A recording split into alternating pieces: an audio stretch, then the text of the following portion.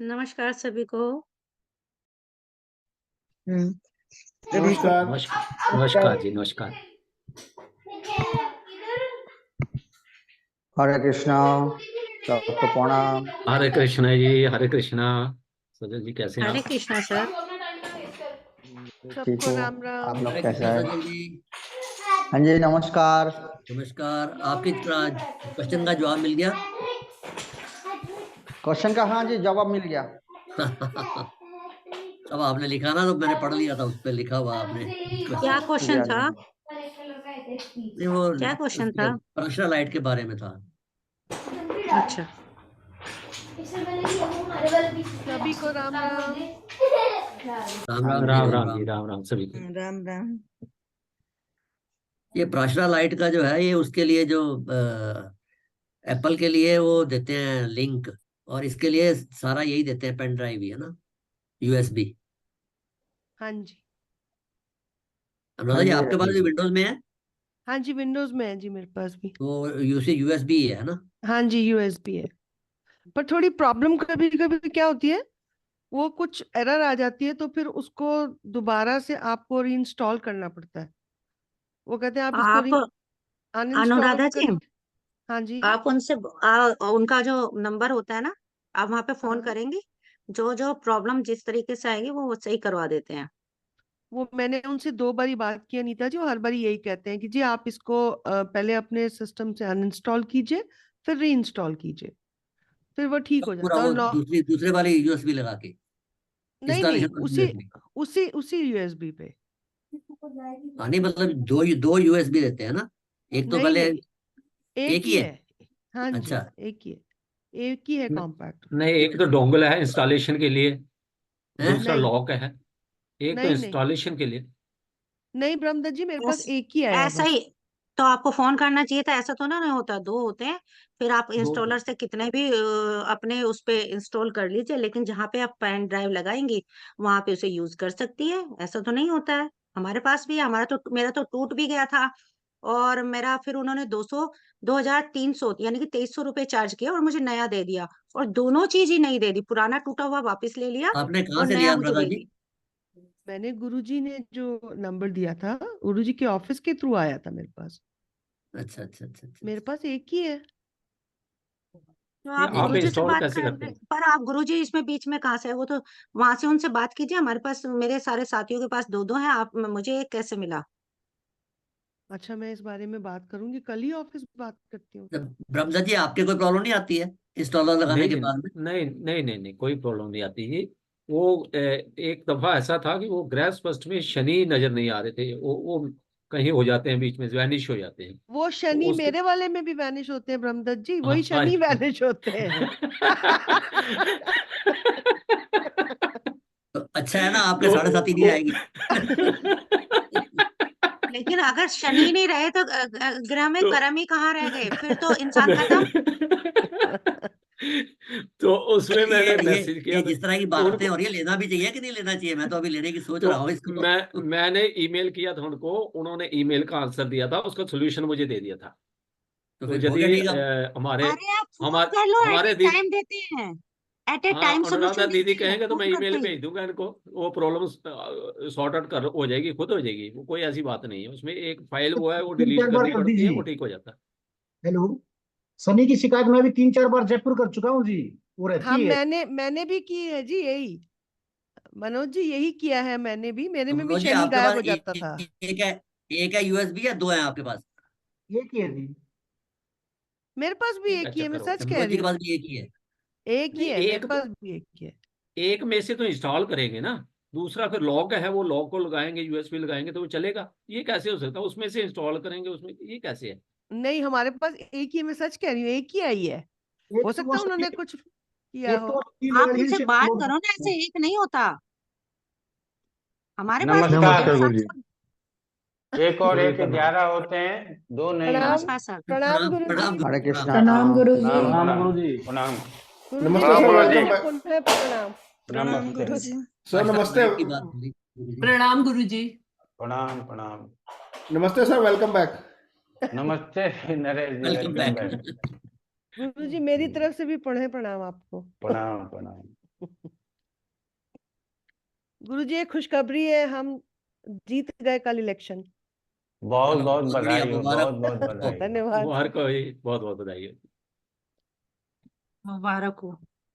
धन्यवाद अनीता जी। तो क्या शिकायत हो रही थी आपकी अनुराधा जी? गुरुजी हमारे सॉफ्टवेयर में जब पराशर लाइट में बीच बीच में से शनि ग्रह गायब हो जाते हैं, हाँ, वो फिर वो मेरा भी गायब हो। हाँ तो देखिए अब बताइए, और एक ही हम लोगों को यूएसबी मिला हुआ है, उसी से हाँ, हम लोग काम कर रहे हैं। नहीं यूएसबी तो जैसे जैसे अपग्रेडेड होगा ना, जैसे जिसका एप्पल, नरेश जी म्यूट कीजिए आप, आपके घर में बच्चे थोड़ा शोर करते हैं। तो अपग्रेड होता है ना, तो पहले सीडी भेजता था, हमारे पास भी आया था, एक सीडी आया था, एक डोंगल आया था। तो बाद में उन्होंने क्या किया, 2 डोंगल भेजने लगा। अब क्या क्या है, एक ही डोंगल में आपको इंस्टॉलर भी डाल दिया और वो भी डाल दिया। मेरा भी ऐसे ही है गुरुजी, हाँ, तो इसीलिए आप उससे चिंता ना करें, वो एक नंबर है। और उसको अगर बताना पड़ता। जयपुर में फोन करते हैं, अगर शिकायत नहीं सुनता है लोग, तो हमको बताएं, तो फिर हम जयपुर बात करें। क्योंकि हमने एक ही शर्त पे लिया है कि हम हमारे यहाँ लोग शिकायत करेंगे, हमको तो कुछ पता नहीं है। अगर आप शिकायत लोगे तब तो हम 30% रिबेट में आपसे बात करके लेते हैं। नहीं, अगर शिकायत लोगे तो आप अपना कस्टमर डील करो, हम फिर अपने विद्यार्थी को नहीं कह रहे हैं कि आपका लें या किसका लें, ठीक है ना। लेकिन हम, वो शिकायत सुनती है, ऐसा नहीं है कि शिकायत नहीं सुनती है। नहीं यहाँ अगर गुरुजी शिकायत सुनते हैं, और उन्होंने ये बताया था हमको कि आप इसको डीएक्टिवेट करिए अपने सिस्टम पे, फिर से एक्टिवेट करिए। ना, एक साधारण तरीका भी है उसका, मैंने कहीं लिख के रखा हुआ है, कभी मौका लगेगा तो बता देंगे, या उनको बोलिएगा वो मेल कर देगी वो तरीका। जी जी जी। मैं देखता हूँ अगर मिल जाता है तो।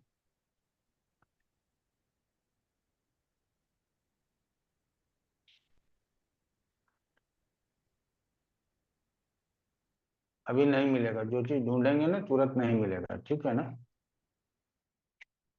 चलिए, वो उनको बोलिएगा तो वो मेल कर देंगे आपको, कोई दिक्कत नहीं है। जी जी गुरुजी वो जी। जियो विजन में जाना पड़ता है, उसके बाद बिन में जाना पड़ता है, उसके बाद एक कोई है RAC कुछ करके आता है, उसको डिलीट कर दीजिए, फिर रीस्टार्ट कर लीजिए, शनि आने लगता है। अच्छा गुरुजी। तो उसको बोलिएगा कि वो उस फॉर्मूले को एक दिन आपको बता देगी, करवा देगी, ठीक है ना। और कहाँ ठीक है कहाँ जाना है वो लेकर के, खुद से लेकर के भी कर सकता है, एनी डेस्क पे आपका सिस्टम वहाँ कंट्रोल करेगा, कर देगा। और जी नहीं तो वो सिस्टम बता देगा। हमारा तो इंस्टॉलर कहाँ है, खो गया कि पता भी नहीं है, ठीक है ना। लेकिन जी वो उससे भी ठीक हो जाता है। बाकी इससे इसीलिए कांटेक्ट किया हुआ है, बाकी तो सारे सॉफ्टवेयर वाले लोग कांटेक्ट करते हैं कि आप पढ़ाते हो, हमारा वाला बेच दो, हम 60% डिस्काउंट दे देंगे, ये करेंगे। लेकिन मैंने नहीं लिया, क्योंकि परासर लाइट से बेहतर और कोई नहीं है। वो शिकायत भी सुनता है, अपग्रेड भी करता है, सब चीज करता है। तो चलिए, अब आप लोगों का क्या क्या प्रश्न था, प्रश्नानुसार हम बात को लेकर के आगे बढ़े। सर हम एक चार्ट लगा सकते हैं, पॉसिबल होगा? ना सर, अभी चार्ट नहीं लगाएंगे, हम लोग बहुत पीछे चल रहे हैं, तो बाद में चार्ट लगाएंगे, पहले कुछ प्रश्नों को हल कर लिया जाए। ठीक। 22वां दृष्टांत और 64वां नवांश की चर्चा हो गई। जी जी। तो 22वां दृष्टांत और 64वां नवांश पहले बनता कैसे है वो लिख लीजिए। दृष्टांत चार्ट के अष्टम स्थान से, अष्टम स्थान में जो राशि हो, 22वां दृष्टांत लिख करके डैश दे करके लिखिएगा। दृष्टांत चार्ट में अष्टम स्थान में जो राशि हो, उससे चतुर्थ स्थान में जो राशि आए वो 22वां दृष्टांत कहलाता है।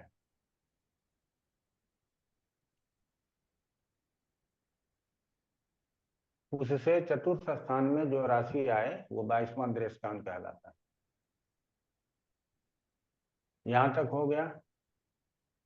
अब 64वां नवांश लिखिए और डैश कीजिए। नवांश पत्रिका में चंद्रमा जिस राशि में स्थित हो,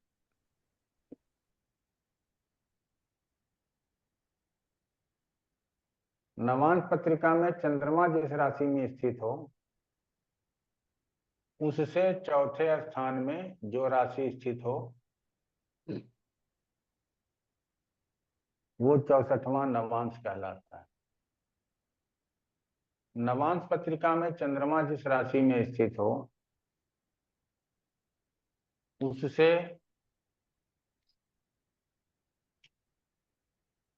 चतुर्थ स्थान में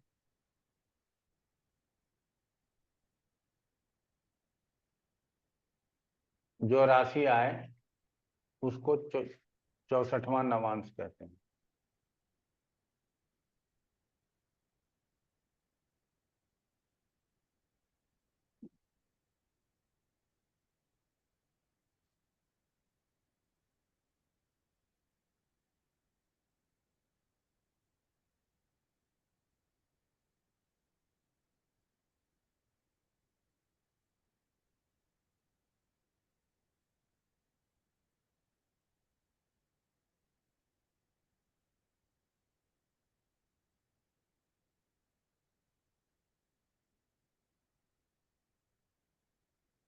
यहां तक हो गया।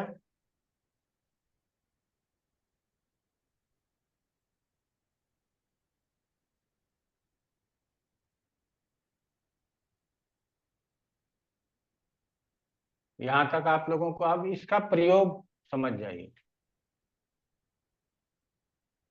अब इसको लग्न में जाकर के मार्क करेंगे। उदाहरण लेना शुरू करते हैं, थोड़ा सा आप लोग देखने का प्रयास कीजिएगा।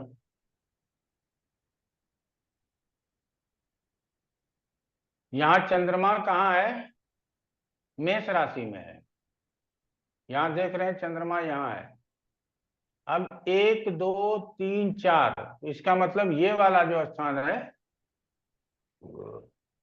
ये हो गया आपका 64वां नवांश। ये 64 नवांश हो गया, ये मानकर।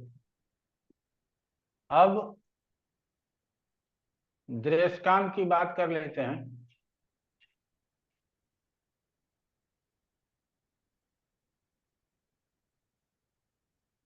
ये दृष्टांत पत्रिका आ गया। यहाँ 8वें से चतुर्थ 1 2 3 4 कुंभ लग्न, अर्थात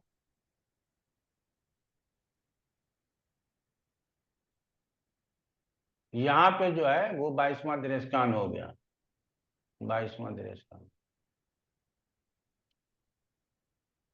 अब क्या है, 64वें नवांश के ऊपर या 22वें दृष्टांत के ऊपर अधिक से अधिक अशुभ ग्रहों का प्रभाव हो, या गोचर में यदि इन दो भावों के ऊपर से अधिक अशुभ ग्रहों का गोचर हो, तो उस समय हमारे जीवन में कष्ट आता है।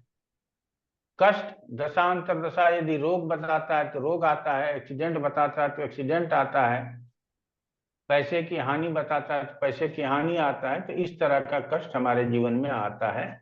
इस बात को समझने की जरूरत है। यहां तक समझ में आ गया आप लोगों को 22वां दृष्टांत और 64वां नवांश? चलिए, ये समझ लिया। अब आप लोगों को समझना है दत्तक पुत्र। नरेश जी का शायद ये प्रश्न था। जी नरेश जी, याद है आपको? आपका ये प्रश्न था। हाँ जी सर। तो कहते हैं पंचम स्थान में बहुत ज्यादा नहीं लिखा गया है, बहुत कम लिखा गया है, तो उसको नोट कर लीजिए आप लोग। पंचम स्थान में मिथुन, कन्या या मकर, कुंभ राशि हो, अर्थात जो नपुंसक ग्रह की राशि है वो हो, और उसमें शनि, मांदी, शनि या गुलिक हो, तो दत्तक पुत्र की बात होती है। जातक को दत्तक पुत्र लेना पड़ता है, या फिर कृत्रिम तरीके से, आज नए जमाने में IVF से संतान की प्राप्ति होती है। पंचमेश बलहीन हो, लग्नेश या सप्तमेश से कोई संबंध नहीं हो, पंचमेश बलहीन हो, लग्नेश या सप्तमेश से कोई संबंध नहीं हो, तो ऐसे स्थिति में दत्तक पुत्र लिया जा सकता है। अब तीसरा प्रकरण क्या होता है कि पहले जो दत्तक पुत्र लिया जाता था उसमें भी मातृपक्ष का ज्यादा रोल होता था। अपने भाई के लड़के को ले लिया, अपने बहन को लड़के को ले लिया, अर्थात एक पक्ष ये होता था, दूसरा पक्ष ये स्त्री जातक का चुनाव होता था कि अपने भाई अपने बहन के बच्चे को लेना, और अगर पुरुष जातक चुनाव करते थे तो वो अपने भाई अपने बहन के बच्चे को लेते थे। तो इसके लिए दूसरा और छठा स्थान चेक करना जरूरी होता है कि उसी की दशा अंतरदशा में हम वो स्थान जब एक्टिव होगा तो ये हमारा एक कुटुंब का स्थान है और दूसरा मामा का ननिहाल पक्ष है। या तो हम अपने कुटुंबों से लेते हैं या ननिहाल से बच्चे लेते थे, इसीलिए इन दोनों का बहुत महत्व होता है। आजकल हम लोग अनाथालय से भी लेते हैं, तो अनाथालय के लिए तो पंचम स्थान ही देखा जाता है, ठीक है ना, तो वहां से भी हम लोग देख सकते हैं, लेकिन दूसरे और छठे स्थान से इसको समझने की जरूरत। अब इसमें था कि पराया संतान, इसके विषय में भी एक श्लोक लिखा हुआ है, उसको पंचम भाव फलाध्याय पेज संख्या 52 में लिखा हुआ है।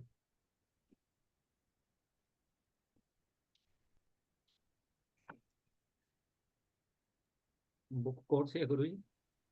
होरा पराशर शास्त्र। तो बहुत जगह हमने कहा ना कि बहुत ज्यादा इसके बारे में वर्णन नहीं है। एक जगह मैं अभी ढूंढ पाया हूँ, दूसरी जगह ढूंढ पाऊंगा तो किसी दिन लाइव क्लास में निपटा दूंगा, सभी लोग जान जाएंगे।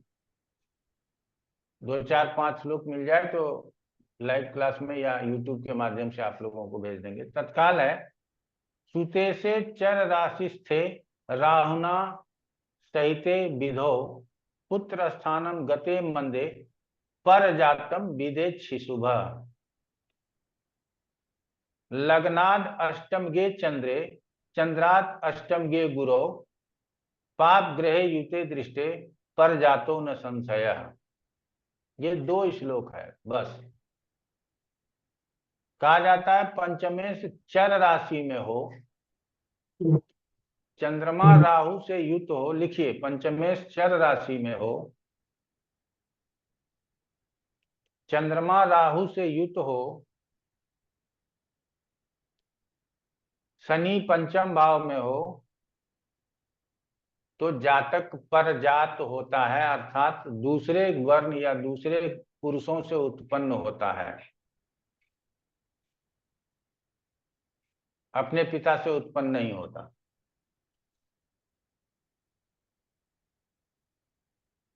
दूसरा है लग्न से अष्टम भाव में चंद्रमा हो, लग्न से अष्टम भाव में चंद्रमा हो और चंद्रमा से अष्टम भाव में गुरु हो, गुरु पाप ग्रह से युक्त हो या दृष्ट हो,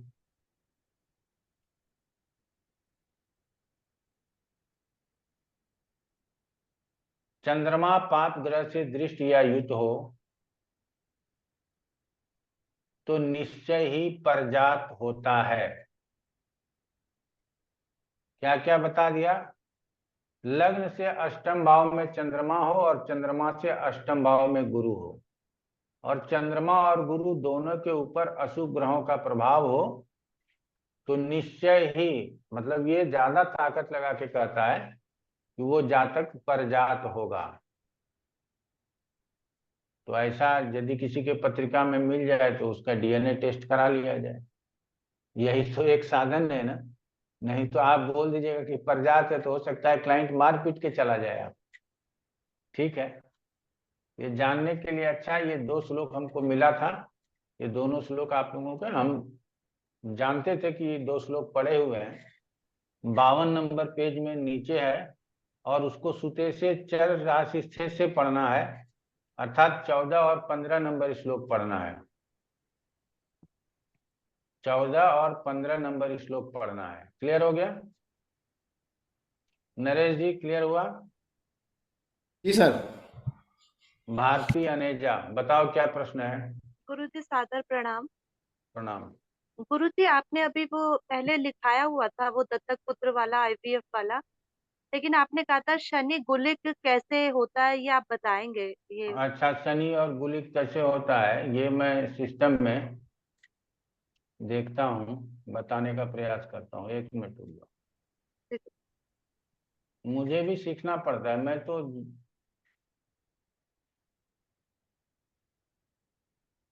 ऑप्शन में जाते हैं,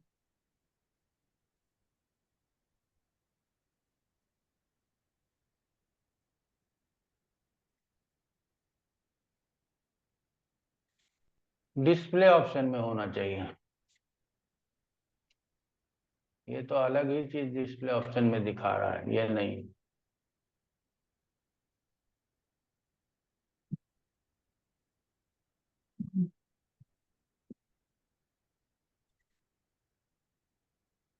यहाँ पे देख लिया, यहाँ पे ऊपर में ही है, यहाँ गुलिक क्लिक कर देंगे।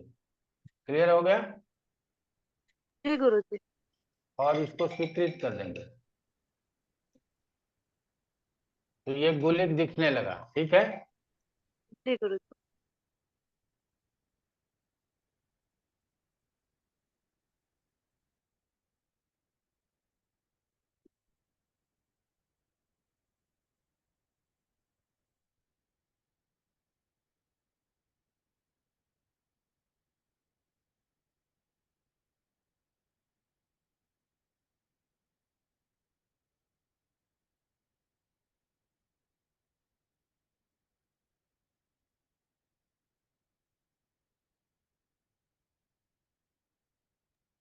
गुलिक मिल गया भारती?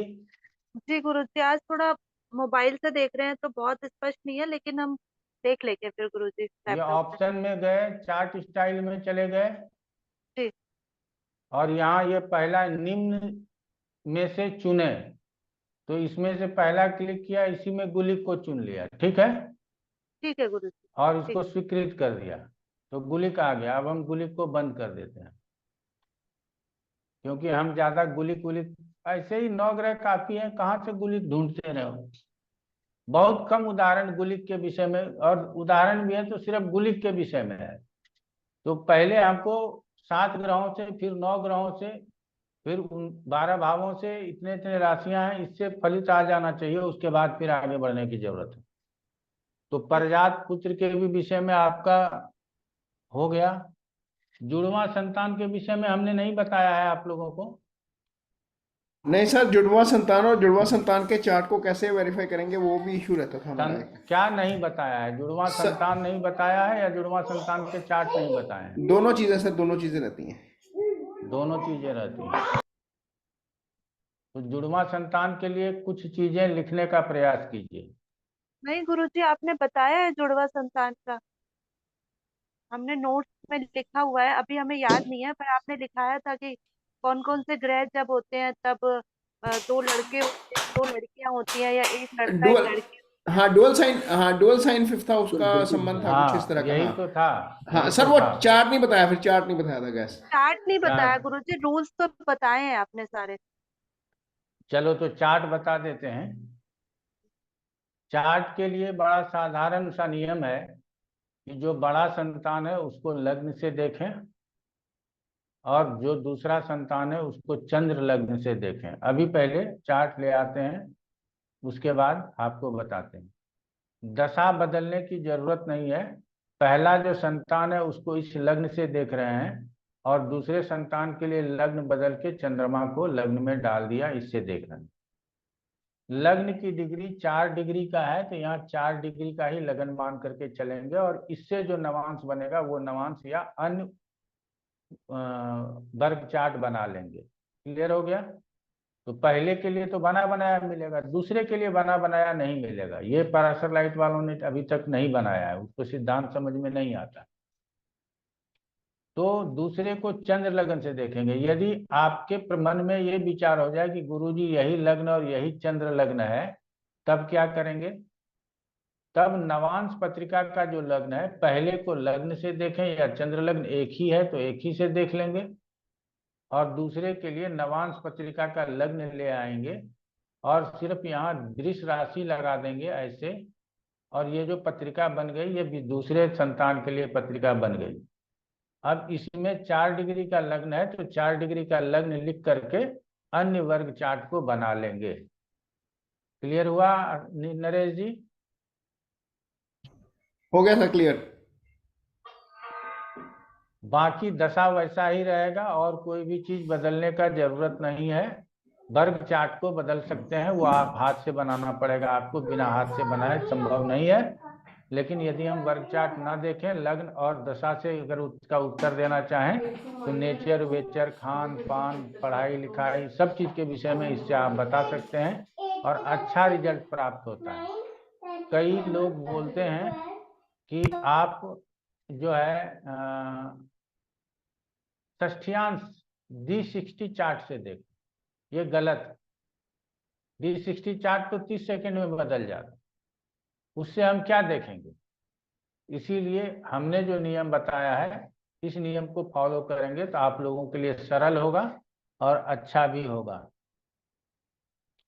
उसके बाद आपका प्रश्न था कि कुंडली रेक्टिफिकेशन कैसे करते हैं। केपी में जाइएगा तो कुछ गणित वगैरह करने के लिए बता देगा और रेक्टिफिकेशन हो जाएगा। वो बिल्कुल गलत होता है, वो रेक्टिफाई नहीं होता। तो हमारे इसमें बहुत मेहनत करना पड़ता है कि कम से कम 5 मेजर इवेंट्स जातक के नोट करें। नौकरी कब मिली, शादी कब हुआ, संतान कब हुआ, बीमार कब पड़े ज्यादा, या पिता की मृत्यु कब हुई, माता की मृत्यु कब हुई। ऐसे 5 बड़े बड़े इवेंट्स नोट कीजिए और उसकी दशा अंतरदशा को देखिए कि क्या उस दशा अंतरदशा में ये घटना घट सकता था। अगर घटना में 10 दिन 15 दिन का अंतर आ रहा है तो उसके हिसाब से वहां मिनट सेकंड बदलिए।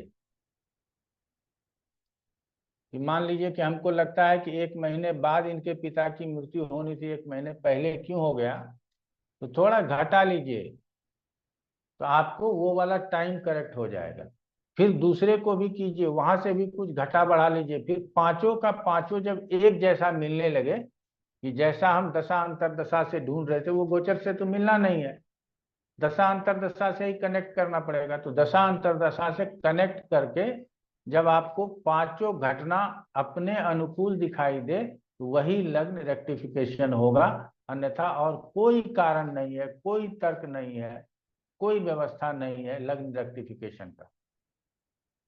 तो उससे अच्छा है कि नष्ट जातकम का ज्ञान कुछ विद्वान शायद हिंदुस्तान में रखते हैं। एक हिमाचल में है, कोई कर्नल करके हैं, वो रखते हैं शायद, मैं नाम भूल गया हूँ, बड़ा नाम है उनका। तो एक आज कोई बता रहे थे सुबह के क्लास में कि जयपुर में भी है, वो भी ऐसे ही पत्रिका बना देता है। तो कई लोग हाथ देख करके, वहाँ जो हिमाचल में है वो ना आपका हाथ देख करके date of birth, birth time, birth place सब बता देते हैं। सर वो ठीक है ना? लेखराज जी हैं सर। हाँ वही लेखराज जी। जी। लेकिन वहां पर जिसके पास नहीं है वो तो गदगद है कि जो कुछ तो मिल गया। जिसके पास है उसका आधे से अधिक लोगों का 90% लोगों का गलत ही आता है। तो जिसके पास नहीं है वो वहां जाएगा, उसकी संख्या अधिक है, उसको तो लगता है कि हमारा डेट ऑफ बर्थ वगैरह लगभग आपसे पूछ लेते हैं कि बता दो कौन सा महीना हो सकता है, क्या हो सकता है, उसके आसपास का वो बना देते। समझ रहे हैं ना? इससे ज्यादा मैंने उस लेखराज जी का 1-2 जब कॉपी मेरे पास आया तो वो हाथ देख करके बनाते हैं। तो हमने नष्ट जातकम चैप्टर है, होरा पराशर में भी है शायद,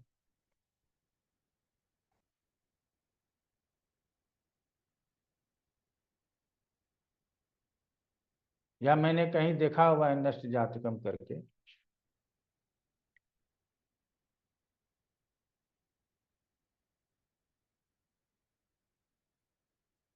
इसमें नहीं है। किसी दूसरे किताब में देखे होंगे, लेकिन उससे हमारे समझ में कुछ नहीं आया, इसीलिए हम आप लोगों को नहीं कुछ बता पाएंगे, ठीक है ना। तो नष्ट जातकम का ज्ञान हमारे पास नहीं है। जिसके पास हॉरोस्कोप है ठीक है, नहीं तो बच्चे के हॉरोस्कोप से उसके माता पिता के विषय में बताया जाए, पत्नी के हॉरोस्कोप से पति के विषय में बताया जाए, पति के हॉरोस्कोप से पत्नी के विषय में बताया जाए। ये सब नियम आप लोगों ने सीख लिया है, सर इसीलिए आप लोगों को दिक्कत नहीं होगा। सर 444 पेज पे है। हाँ, नष्ट जातक अध्याय है। हाँ तो वही होगा, इसमें भी होगा।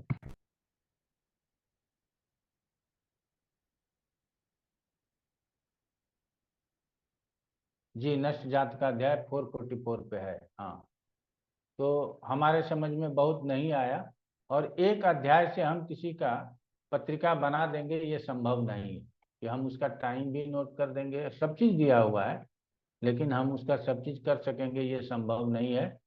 इसीलिए जो संभव नहीं हो पाया हमसे, वो आप लोगों को हम नहीं पढ़ाते हैं। अब आ जाते हैं, रेक्टिफिकेशन हो गया, आप लोगों ने समझ लिया, और तो कोई प्रश्न था नहीं, आगे बढ़ लेते हैं। गुरुजी, अंतर्दशा और प्रत्यंतरदशा। हाँ, अंतर प्रत्यंतर दशा के ऊपर ही अब बढ़ते हैं। तो सूर्य की महादशा में सूर्य की अंतर्दशा और चंद्रमा की अंतर्दशा, और बाकी एक अंतर्दशा और जो आप लोग चाहेंगे वो मैं क्लास में पढ़ा दूंगा। बाकी सबका आधार वही है, और आप लोग समझ जाइएगा कि हम क्या कहना चाहते हैं और पराशर जी क्या कहना चाहते हैं। हमारी बात नहीं है, पर पराशर जी क्या कहना चाहते हैं वो आपको स्पष्ट हो जाएगा। तो बाकी के अध्याय, बाकी के पेजेज को आप पढ़ लेंगे तो आपको ज्ञान हो जाएगा। हम आपको पेज संख्या 250, जिनके पास होरा पराशर है वो निकाल सकते हैं। अथ विंशोत्तरी मतेन, अध्याय संख्या 53। जिसके पास सीताराम झा का है ठीक है, नहीं तो अध्याय संख्या 53 निकालिए। सुरेश चंद्र मिश्र जी का भी है तो 53वां अध्याय है। अब उसने अगर अलग लिखा हो अध्याय संख्या तो पता नहीं। सूर्य दशा अंतर दशा फलाध्याय मिला किसी को? जब तक रीता जी आप अपना सब प्रश्न मिल कर गया, लीजिए। सब मिल गया। हाँ, रीता जी आप अपना प्रश्न कर लीजिए, क्या प्रश्न है आपका? ये रहा सर। सर, आप बहुत पहले बताए थे कि जैसे ग्रह योगकारी होते तो फिर पूर्ण योगकारी की जरूरत क्यों पड़ी, उसका आंसर। अच्छा, कोई बात नहीं, प्रैक्टिस में हो जाएगा, कोई दिक्कत नहीं। जी। चलिए, तो अब आ जाते हैं दशा अंतर दशा अध्याय, इसको पढ़ने का प्रयास करते हैं। कहते हैं सूर्य दशा में सूर्य की अंतर्दशा का फल। तो स्वच्चे स्वभे स्थित सूर्यो लाभे केंद्रे त्रिकोणगे स्वदशायाम स्वभुक्तो च धन्य धान्यादि लाभ कृत नीचा द्या शुभ राशिस्थो विपरीतम फलम दिशेत द्वितीय दुन्यनाथे अर्के त्वा अप मृत्यु भयम बदेत तद्योष परिहार्थम मृत्युंजय जपम चरेत सूर्य प्रीति करीम शांति कुर्याद आरोग्य लब्धये। अर्थ कहता है कि यदि सूर्य अपने उच्च राशि में केंद्र त्रिकोण या लाभ स्थान में स्थित हो तो अपनी ही अंतर्दशा में धन्य दान आदि शुभ फल देता है, और नीचादी अवस्था में हो तो अशुभ फल देता है। अर्थात अन्य स्थान में मध्यम फल को कहा गया है। तो यहाँ पे आप लोगों को जो समझना है कि पहले स्थिति समझिएगा फिर राशि समझिएगा। पहले लिखा क्या है, केंद्र त्रिकोण में स्थित हो तो अच्छी स्थिति हो गई। अब उच्च का है, स्वराशि का है, मूल त्रिकोण राशि का है, किसका है ये जान लीजिए। तो पहले नंबर पे स्थिति रखना है और दूसरे नंबर पे राशि रखना है। पहले नंबर पे राशि रखिएगा तो हमेशा रिजल्ट गलत बताएंगे।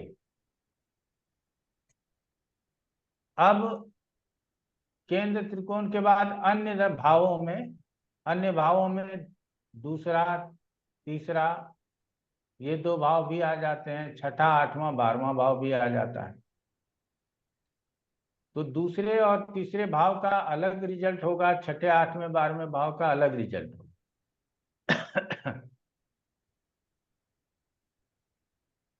लेकिन यहाँ दूसरे में कहा जाता है कि दूसरे में कोई भी ग्रह हो तो मारक होगा, मारक खंड हमने आपको पढ़ा दिया है। तीसरे में अगर सूर्य हो तो पराक्रमी होगा, छठे में सूर्य हो तो पराक्रमी होगा, अष्टम में हो तो आयु की हानि और द्वादश में हो तो व्यर्थ की परेशानी जीवन में आता रहेगा। अब कहा जाता है यदि सूर्य द्वितीयेश या सप्तमेश हो तो द्वितीयेश और सप्तम के स्वामी को भी मारक कहा गया है। तो अर्थात कर्क लगन की पत्रिका हो तो हम क्या कहेंगे, द्वितीय सूर्य हो जाएगा। कुंभ लगन की पत्रिका हो तो सप्तमे सूर्य हो जाएगा। तो ऐसे स्थिति में ये मारक का भी प्रभाव देगा और ऐसे में ये दूसरे या 7वें या 8वें या 12वें या छठे में बैठा हो तो प्रबल मारक हो सकता है। इसीलिए इसकी दशाओं में महामृत्युंजय का जप करवाना चाहिए। इस कष्ट से, अपमृत्यु के भय से बचने के लिए पूजा विधि, दान आदि करनी चाहिए। तभी आप कहते हैं सूर्य प्रीति करीम शांतिम कुर्याद आरोग्य लब्धये, तब आप आरोग्यता को प्राप्त करेंगे। यहाँ हर दशा अंतर दशा के बाद अभी जो अपना आप जो लोग भी एडमिशन लिए हुए हैं इसमें क्या नाम कहते हैं, रेमेडिक एस्ट्रोलॉजी के लिए, उसमें हम इनके सारे अध्याय को पढ़ के बताते हैं। ठीक है, तो वहां पे नीचे का बताते हैं, जहां उपाय लिखा गया है ना वो वाला टर्म यूज करते हैं, बाकी सब आप लोग पहले से पढ़ लेंगे। तब आ जाते हैं सूर्य की दशा में चंद्रमा के अंतर्दशा का फल। सूर्य की दशा में चंद्रमा के अंतर्दशा का फल तो कहते हैं सूर्यास्यांतर्गते चंद्रे लग्नात केंद्र त्रिकोण गे। हमेशा देखिएगा लग्न, केंद्र और त्रिकोण की चर्चा पहले होती। विवाहम शुभ कार्यम च धन्य धान्य समृद्धि कृत।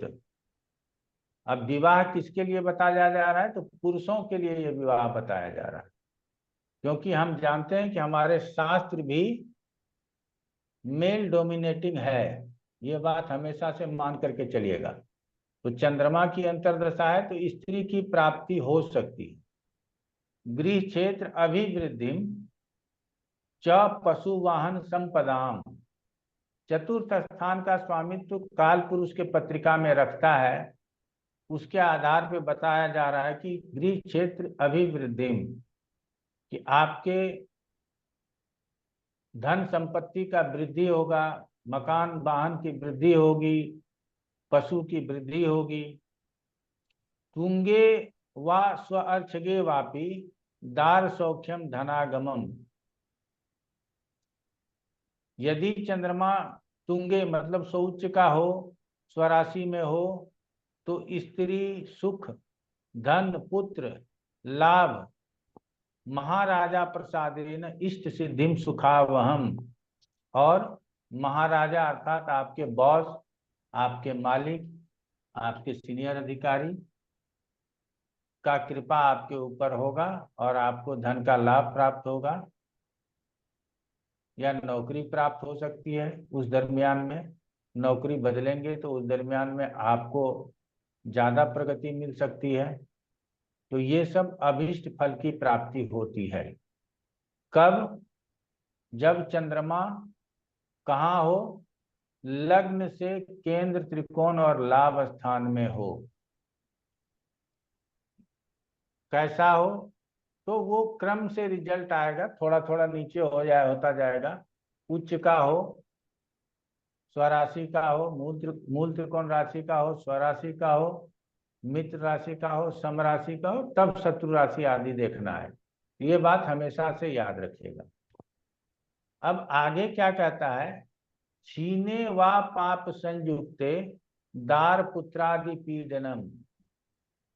यदि चंद्रमा क्षीण हो और पापी ग्रहों के प्रभाव में हो, तो दार का मतलब है पत्नी, पुत्र आदि से पीड़ा होगी। पत्नी पुत्र आदि से पीड़ा होगी, पत्नी पुत्र आदि को पीड़ा होगी। दोनों चीज आप लोगों को मान करके चलना है।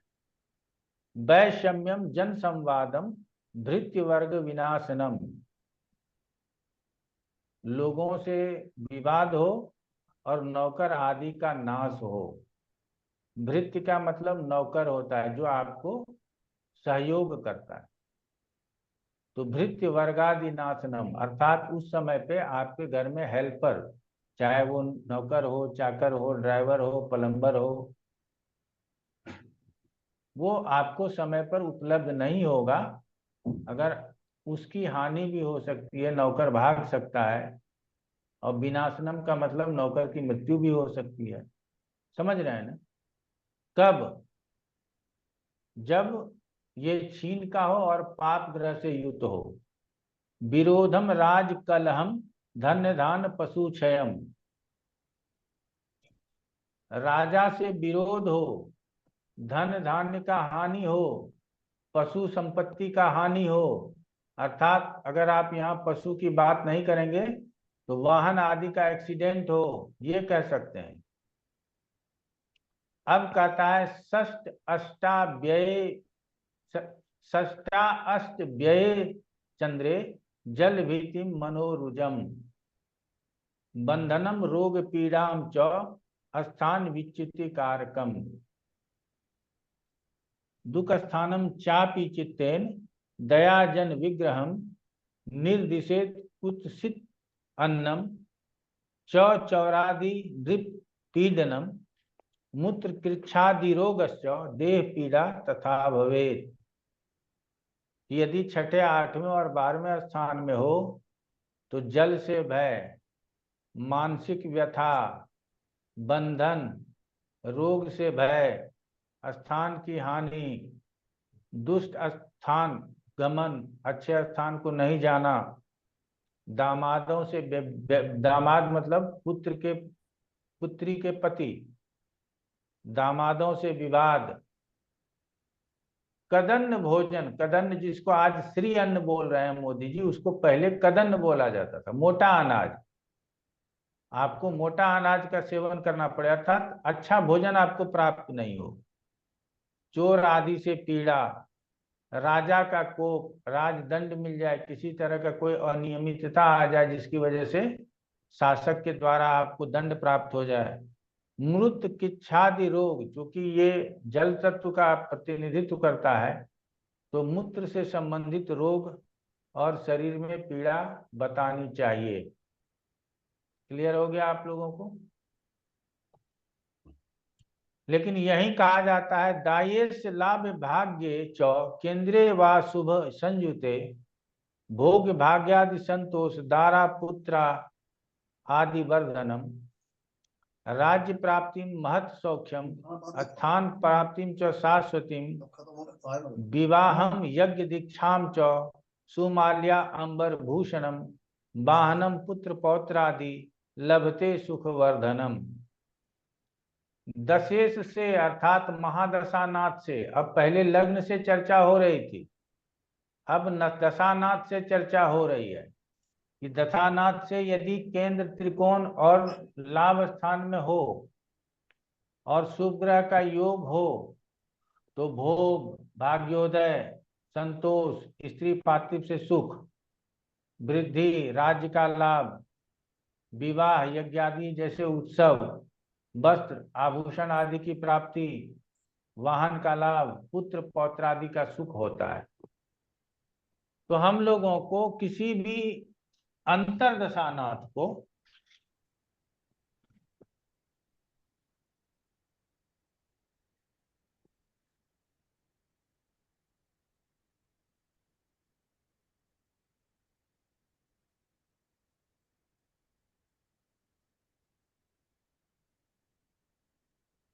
अंतर्दशानाथ को दो जगहों से देखने की जरूरत है। पहला लग्न से और दूसरा महादशानाथ से।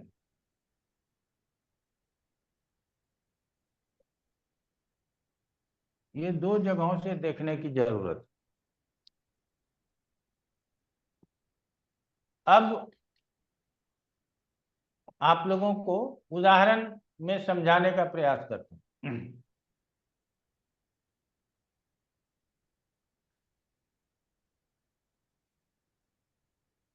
अभी कौन सी दशा चल रही है? केतु की। केतु में चंद्रमा की दशा चल रही है। बात समझिएगा। तो लग्न से, यह लग्न लगा लेते हैं पहले। लग्न से चंद्रमा सप्तम में है, अच्छा है। दशानाथ कौन है? केतु है, तो केतु से तीसरे में है, केंद्र त्रिकोण में नहीं है, तो दशानाथ से थोड़ा सा कमजोर स्थिति में है, लेकिन लग्न से अच्छे स्थिति में है। इसका मतलब है कि रिजल्ट थोड़ा कमजोर जरूर होगा, लेकिन जातक इससे संतुष्ट रहेगा, जो परिणाम मिलेगा उसको प्राप्त करके संतुष्ट रहेगा। अगर ये लग्न से छठे, आठवें, 12वें होता, 12वें में होता तो छीन भी होता और अशुभ ग्रह से दृष्ट हो जाता, तब जो आपको बोले थे षष्ठा अष्ट व्यय चंद्रे जल भीति मनोरुजम दुख स्थान चापी चित्तेन दया दज जन विग्रहम, ये सब परिणाम आपको प्राप्त होता। लेकिन यहाँ महादशानाथ से तीसरे में है और लग्न से सप्तम स्थान में है, छठे, आठवें, 12वें में नहीं है, इसीलिए हम इस दशाओं को अच्छा ही मान करके चलेंगे। इसके ऊपर मंगल शनि का प्रभाव है, ये जरूर मानसिक व्यथा को बतलाएगा। क्लियर हो गया आप लोगों को? चलिए, तो हम लोग ने दोनों जगह से समझ लिया। अब कहा जाता है दाये साध रिपुरंध्रस्ते व्यय व बल वर्जिते। यदि दशापति से 6, 8, 12 में हो या निर्बल हो तो उसकी अंतर्दशा में मोटा भोजन, कदन्न भोजन, देशांतर गमन, चंद्रमा इधर से उधर भटकने वाला चीज होता है। तो हम क्या करेंगे, यहां वहां भटकेंगे, समझ रहे हैं ना? तो यहाँ वहां भटक करके भी हमको बहुत लाभ नहीं मिलेगा यदि छठे, आठवें, 12वें में होगा तो। कहाँ से? दशापति से। अगर ये चंद्रमा मार्केश हो तो उसकी अंतर्दशा में अपमृत्यु का भय होता है। उसकी शांति के लिए, सुख के लिए श्वेत गौ, अर्थात श्वेत का मतलब होता है सफेद, गाय का दान करना चाहिए और महिष अर्थात भैंस का भी दान कर सकते हैं। क्यों? क्योंकि उससे जो दूध होगा वो जो लोग उपयोग में लाएंगे उससे आपको लाभ होगा चंद्रमा के लिए, ऐसा कहा जा सकता है। चंद्रमा के लिए चावल का भी दान बताया जाता है और चंद्रमा के लिए क्या नाम कहते हैं, शिव को जल और दूध अर्पित करने के लिए भी बताया जाता है। तो यहाँ तक आप लोगों ने समझ लिया। अब आ जाते हैं सूर्य की दशा में मंगल के अंतर्दशा का फल।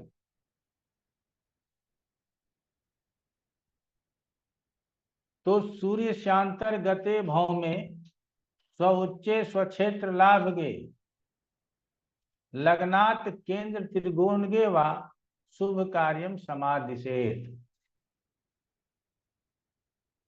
यहां भी आ गया ना, लग्नात केंद्र त्रिकोणगे वा, अर्थात लग्न से केंद्र त्रिकोण में हो, शुभ कार्यम समादिशेत, तो शुभ कार्य होता है। अब मंगल की तरह शुभ कार्य होगा। क्या क्या कार्य मंगल का होता है? तो भूमि लाभम, भू लाभम, कृषि लाभम, च धन धान्य विवर्धनम, गृह क्षेत्रादि लाभम, अर्थात मकान वगैरह का भी लाभ होता है। चौर रक्त वस्त्र आदि लाभकृत, रक्त वस्त्र लाल कलर के कपड़े, आभूषण भी आ जाता है, तो लाल कलर के कपड़े का लाभ होगा, मकान का लाभ होगा, धन धान्य का लाभ होगा, भूमि का लाभ होगा। अब कहता है लग्नाधिपेन संयुक्ते सौख्यम सौरभ्यम राजप्रियम बदेत। यदि लग्नाधिपति के साथ हो तो राजा का आप प्रिय हो सकते हैं, अर्थात उस समय पे यदि कोई काम लेकर के आप अपने अधिकारी के पास गए हैं तो आपके काम को मना नहीं करेगा। और ऐसा यदि दशा हो कि सूर्य से मंगल केंद्र त्रिकोण लाभ स्थान में हो, उच्च राशि का हो, तो ऐसे में यदि आप MP बन गए हैं तो हो सकता है कि मंत्री बनने की भी संभावना आपकी हो जाए। यदि आप किसी अच्छे फर्म में काम कर सकते हैं तो CEO CFO बन सकते हैं, आपका पदोन्नति हो सकता है। क्लियर हो गया? भाग्य लाभाधिपैर युक्ते लाभश्च भविष्यति, लाभश्चैव भविष्यति। कि मंगल यदि भाग्य और लाभ के स्वामी के साथ हो जाए तो भविष्य में लाभ होने की संभावना, अर्थात उसकी दशा अंतर्दशा में लाभ होने की संभावना अधिक हो जाती है। बहुसेनाधिपत्यम च शत्रुनाशम मनोदृढ़म, आत्मबंधु सुखम चैव भ्रातृवदर धनकम तथा। अर्थात कहा जाता है कि लग्नेश से युद्ध हो तो सर्वदा लाभ, सेनापति शत्रुओं का नाश करने वाला, मन में स्थिरता, कुटुंबों का सुख और भाइयों की वृद्धि होता है। अर्थात या तो भाई तरक्की करेगा या आपके भाई बहन पैदा भी हो सकते हैं। मंगल की दशा है तो आपके घर में आपके भाई बहन आ सकते हैं, ऐसा कहा जाना चाहिए। यहाँ तक समझ में आ गया? ये है कि केंद्र त्रिकोण और लाभ स्थान दूसरे तीसरे के लिए अलग से समझना है। छठे, आठवें, 12वें के लिए कभी अच्छा नहीं लिखा गया है। क्या लिखा गया है? दाये सात व्यय रंध्रस्ते, पापर युक्ते चौविक्षिते, आधिपत्य बलैर्हीने, क्रूर बुद्धि मनोरुजम, कारागृहे प्रवेशम च, कथियेत बंधु नाशनम, भ्रातृवर्ग विरोधम च, कर्म नाशम थापिवा, भ्रातृवर्ग विरोधम च कर्म नाशम तथापिवा। अर्थात दशापति से, अर्थात सूर्य से 8वें या 12वें में हो, यहाँ छठा छोड़ दिया गया। क्यों? क्योंकि छठे में मंगल को अच्छा ही कहा गया है, इसीलिए छठे स्थान को नहीं लिया गया। ये सब बात आप लोग समझने का प्रयास कीजिएगा। तो छठा नहीं लिया गया। कहता है कि पाप ग्रह से युक्त और दृष्ट हो तो अधिकार और बल से हीन हो जाएंगे। अगर आप सेनापति हैं तो आपके हाथ से चार्ज समाप्त, कोई दूसरा सेनापति बनेगा, आपको VRS दे दिया जाएगा। यदि आप किसी चीज का अधिकार से काम करते हैं तो वो अधिकार आपसे छीन लिया जाएगा, बल से हीन हो जाएंगे। उसकी अंतरदशा, अर्थात किसकी? मंगल की अंतरदशा है, और मंगल 8वें 12वें में है। किससे? दशानाथ से। तो क्रूर बुद्धि, मानसिक रोग, जेल यात्रा, बंधु भाई का नाश, भाई का विरोध, कार्य आदि का नाश संभव होगा। तो अब यहाँ क्या कहता है? अगला श्लोक जो कहता है, नीचे व दुर्बले भौमे राज मूलाधन क्षय, द्वितीय द्विन नाथे तु देहे जाड्यम मनोरुजम सुब्रह्म जप दानम च बृहोत्सर्गम तथैव च शांति कुर्वित विधिवत आयु आरोग्यादि संपदम आयु आरोग्य सिद्धिदाम। मंगल नीच इस अवस्था में हो, शत्रु के घर में हो, दुर्बल स्थिति में हो, बहुत बलवान नहीं हो, 8वें 12वें में पड़ा हुआ हो, तो राजा से धन का नाश, यदि द्वितीयेश और सप्तमेश हो तो शारीरिक और मानसिक रोग संभव है। इसीलिए इस समय पे क्या करना चाहिए? वेद का पाठ कराना चाहिए। जप दान बृहोत्सर्ग, बृहोत्सर्ग का मतलब होता है वृष बैल का दान। अब तो बृहोत्सर्ग संभव नहीं है, क्योंकि अब बैल का दान लोग करते नहीं है, क्योंकि अब बैल से खेती होती नहीं है, तो ट्रैक्टर का दान तो करेंगे नहीं, कोई इतना तो पैसा लगाएंगे नहीं। तो बृहोत्सर्ग के जगह पे हम वेद पाठ आदि को ही लेकर के आगे बढ़ेंगे, और कहते हैं शांति विधि पूर्वक करने से आयु आरोग्य और कार्य में सफलता प्राप्त होती है। तो यहाँ तक बात हो गया आपके मंगल की। सूर्य में सूर्य, सूर्य में चंद्रमा, सूर्य में मंगल। अब सूर्य में राहु की अंतर्दशा हो तो क्या फल होगा? तो अब आप लोगों को सिर्फ भावार्थ ही पढ़ करके सुनाएंगे, समय थोड़ा कम लगेगा और ज्यादा हम लोग समझ पाएंगे। तो सूर्य की दशा में राहु की अंतर्दशा हो, राहु लग्न से केंद्र त्रिकोण में हो, तो आरंभ में 2 मास पर्यंत धन हानि, चोर और सर्प और व्रण का भय, लेकिन स्त्री और पुत्र को कष्ट होता है। तो आरंभ में केंद्र त्रिकोण में भी यदि राहु है तो थोड़ा सा कष्ट दिखा सकता है। ये हम इतना कष्ट की बात नहीं करेंगे, क्योंकि वो केंद्र त्रिकोण में है तो इतना कष्ट देगा जरूरी नहीं है।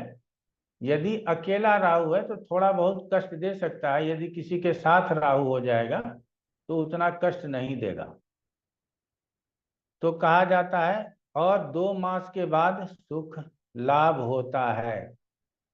या यदि राहु शुभ ग्रह से युक्त या शुभ नवांश में हो तो आरोग्य, संतोष, राजा की कृपा आदि सुख होता है। लग्न से उपचय स्थान राहु के लिए बड़ा प्रिय स्थान होता है। कौन कौन सा उपचय स्थान है? 3रा, 6ठा, 10वां और 11वां। तो लग्न से उपचय स्थान में राहु हो तो योग कारक ग्रह से युक्त हो। योग कारक ग्रह कौन हो गया? तो केंद्र त्रिकोण के स्वामी, विशेष रूप से त्रिकोण के स्वामी योग कारक हुए। योग कारक ग्रह के साथ हो और दशापति से अर्थात सूर्य से शुभ स्थान में बैठा हो, अर्थात केंद्र त्रिकोण लाभ स्थान में बैठा हो, तो राजा से आदर, भाग्य की वृद्धि, यश, लाभ सब कुछ प्राप्त होगा। किंतु स्त्री पुत्र को कुछ कष्ट, पुत्र जन्म आदि उत्सव से घर में कल्याण भी होता है। पुत्र जन्म उत्सव कब होगा? जब पंचमेश के साथ होगा तब पुत्र का जन्म का उत्सव होगा। नवमेश के साथ होगा तो हमको भाग्य की वृद्धि होगा। एकादशेश के साथ होगा तो यश लाभ होगा। दशमेश के साथ होगा तो राजा से आदर प्राप्त करेंगे। ये सब आप लोगों को समझने की जरूरत है। और यहाँ राहु किसी के साथ हो जाए तो बस ये दोष लगा दिया, वो दोष लगा दिया, इसी से काम चला लेते। आगे कहा जाता है दशेश, अर्थात सूर्य से राहु 12वें और 8वें में हो, क्योंकि उपचय स्थान में 6ठा ले लिया, इसीलिए यहाँ 6ठा नहीं लिया गया, 8वां और 12वां लिया जा रहा है। इसीलिए हम आप लोगों को हमेशा कहते हैं कि 8वां और 12वां जो है ये बहुत अच्छा नहीं कहा गया है। ये सिर्फ राहु या मंगल के लिए नहीं है, सभी ग्रहों के लिए 8वां और 12वां अच्छा नहीं है। 8वें 12वें में ग्रह हो ही ना। हम तो 4 भावों में ग्रह मना करते हैं, दूसरे, छठे, 8वें, 12वें में, लेकिन कम से कम 8वें 12वें में ग्रह ना हो तो ज्यादा अच्छा। और 8वें 12वें में ग्रह होते हैं तो ना चाह करके भी हमारे जीवन में संघर्ष आ ही जाता है। तो अब आ जाते हैं, कहते हैं कि अगर दशानाथ से 8वें 12वें में हो, बलहीन हो, तो बंधन अर्थात जेल की यात्रा, या कोई किडनैप कर ले आपका, स्थान का नाश अर्थात एक स्थान छोड़ करके दूसरा स्थान जाना पड़े। यहाँ स्थान भ्रंश और स्थान का नाश का मतलब स्वाभाविक ट्रांसफर नहीं है, मन से स्थान परिवर्तन कर रहे हैं ऐसा नहीं है, आपसे जबरदस्ती आपका स्थान छुड़ाया जा रहा है। आप 20 साल से कहीं रह रहे थे, बड़े अच्छे स्टेटस में थे, कोई परेशानी नहीं थी, अब आपको इस स्थान से उठा करके दूसरे स्थान पर पटक दिया गया, जहाँ कि आप शांति से नहीं रह पाएंगे, आपको समाज नया मिल जाएगा, दोस्त नए ढूंढने होंगे, बहुत कुछ नया हो जाएगा, आपके लिए परेशानी होगा। इसीलिए स्थान का नाश, चूंकि ये सरीसृप है तो इसीलिए कहा गया है चोर सर्प का भय। व्रण मतलब, व्रण का मतलब होता है घाव आदि का निशान होना या घाव आदि का होना, लेकिन स्त्री पुत्र की वृद्धि होती है। पशु घर खेत का नाश हो, गुल्म क्षय अतिसार आदि रोग का भय होता है, क्योंकि गुल्म क्षय अतिसार आदि रोग 8वें और 12वें से भी समझा जाता है। यहाँ तक आप लोगों ने समझ लिया।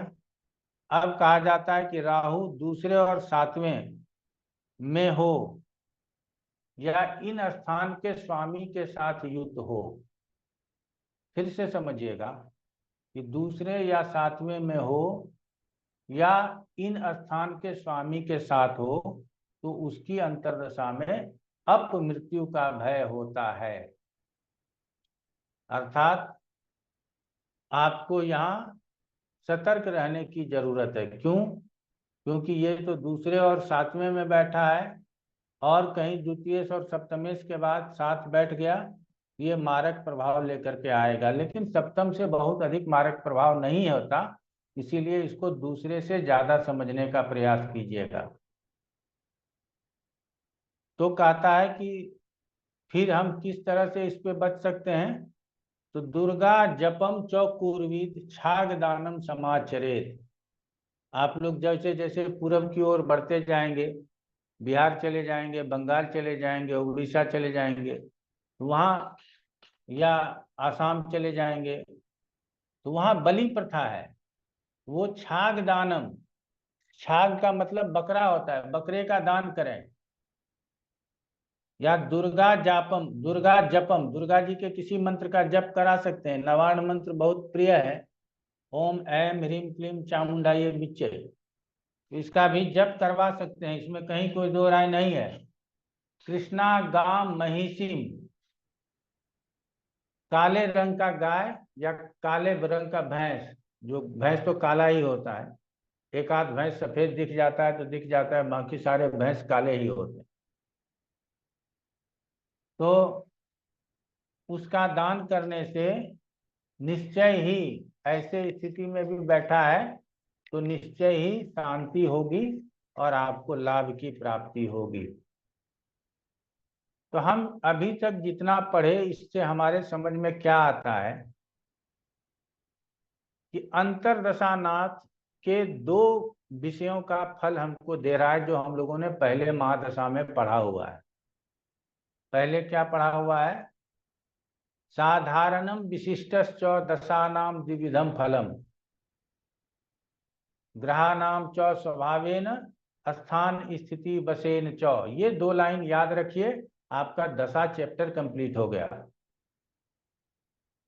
या तो स्थान स्थिति के बस में होकर के फल कर रहा है, या फिर मंगल अपना फल कर रहा है, राहु अपना फल कर रहा है, चंद्रमा अपना फल कर रहा है, अपने गुण स्वरूप के अनुसार फल करता है। इसीलिए तो चंद्रमा में स्त्री का लाभ, मंगल में भाइयों से विरोध या भाइयों का लाभ, ये सब हमको दिखाया जा रहा है। समझ रहे हैं आप लोग? तो साधारणम विशिष्टश्च दशानाम द्विविधम फलम, तो साधारण फल में ग्रहानाम च स्वभावेन, ग्रहों का जो स्वभाव है उसके आधार पर जो फल है वो हम ग्रहानाम च स्वभावेन मान करके चलते हैं, उसको हम लोग आगे लेकर के बढ़ जाएंगे। स्थान स्थिति वसेन च, अर्थात केंद्र में है, त्रिकोण में है, लाभ स्थान में है, अभी जो पढ़ रहे हैं, या छठे में है, आठवें में है, 12वें में है, कहाँ है, इसी के आधार पर तो हम रिजल्ट बता रहे हैं।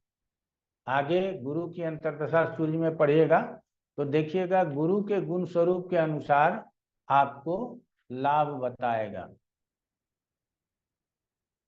कहा जाता है सूर्य की महादशा में गुरु की अंतर्दशा हो और गुरु लग्न से केंद्र त्रिकोण में हो, अपने उच्च या स्वगृही हो, मित्र के वर्ग में हो, तो स्त्री का लाभ,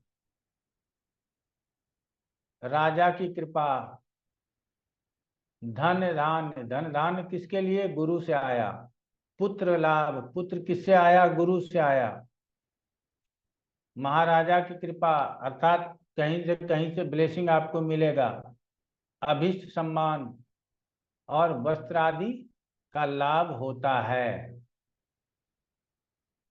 अर्थात गुरु हमको सभी प्रकार का सुख देता है, तो गुरु की अंतर्दशा आएगी तो हम सभी प्रकार के सुख को प्राप्त करेंगे, सभी प्रकार के सुखों को हम अपने जीवन में लेकर के आगे बढ़ेंगे।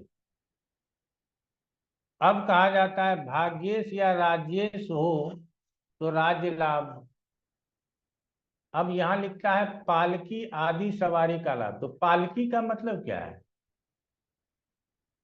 हवाई जहाज की सवारी हो जाए, हेलीकॉप्टर की सवारी हो जाए, या ऐसे फॉर्च्यूनर की से ऊपर की गाड़ियां ले लीजिए, BMW है और क्या क्या है, बड़ी बड़ी गाड़ियों का लाभ हो जाए, हाथी घोड़ा पालकी। तो सबसे पुराने जमाने में सबसे पालकी का यात्रा सबसे अच्छा माना जाता था, समझ रहे हैं ना, हाथी घोड़ा पे शरीर ज्यादा हिलता था, पालकी पे शरीर ज्यादा हिलता नहीं था। तो ऐसे वाहनों की प्राप्ति होगी जिसमें आपका शरीर ज्यादा हिले डुले ना। दशानाथ से शुभ स्थान में हो, दशानाथ अर्थात सूर्य से शुभ स्थान में हो तो भाग्य की वृद्धि, दान, धर्म, देव पूजा, गुरु भक्ति, ये सब किसके कारकत्व हैं, गुरु के कारकत्व हैं। ये तो साधारण फल हो रहा है, आदि पुण्य कर्म और अभीष्ट सिद्धि होता है।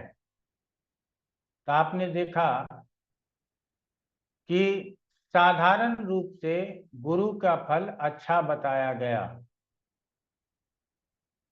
किसी भी तरह से यहाँ गुरु के फल में कमी नहीं बताई गई। अब कहा जाता है दाये साद्री रिपु रंध्रस्थे, नीचे वह पाप संजुते, दार पुत्रादि पीड़ा चौ देह पीड़ा महद भयम। यदि दशानाथ से छठे आठवें में बैठा हो, पाप ग्रह से युत हो, तो स्त्री पुत्र को कष्ट, देह में पीड़ा, राजा का कोप, भय, इष्ट कार्य की हानि, पाप कर्म से धन का नाश, देह में कष्ट, मानसिक चिंता होती है। इसके शांत्यार्थ क्या करना चाहिए, स्वर्ण का दान करना चाहिए। कपिला गौ, कपिला का मतलब क्या हो गया, काले रंग की गाय, और अपने इष्ट देवता या जो कुल देवी देवता हैं उसका पूजन करना चाहिए। इससे आपको लाभ होगा, आरोग्य और सुख शांति की प्राप्ति होगी। यहां तक आप लोगों के समझ में आ गया, एक सेकंड रुकेंगे आप लोग।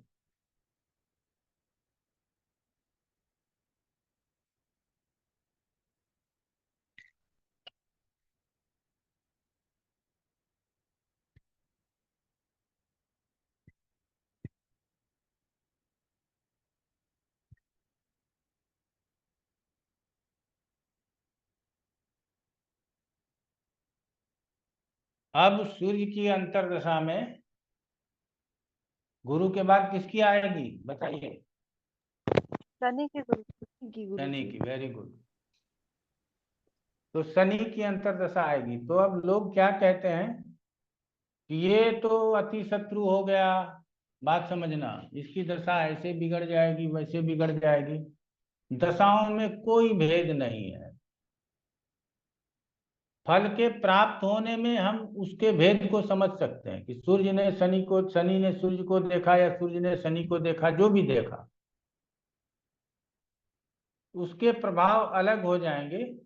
लेकिन दशानाथ, अंतरदशानाथ और अंतरदशानाथ के प्रभाव में वही प्रभाव होगा जो हम सबके लिए बोलते आ रहे हैं कि केंद्र त्रिकोण लाभ स्थान में हो तो क्या, 8वें 12वें में हो तो क्या, पाप ग्रहों से संयुक्त हो तो क्या, यही सब हमारे समझ में आएगा, इससे अधिक कुछ नहीं आएगा। तो सूर्य की दशा में शनि की अंतर्दशा कहता है केंद्र त्रिकोण में शनि हो तो देखो क्या क्या है, शत्रु का नाश, पूर्ण सुख, जब दुख होगा नहीं तो सुख मिलेगा, और सुख के जगह पे क्या लिखा है, पूर्ण सुख।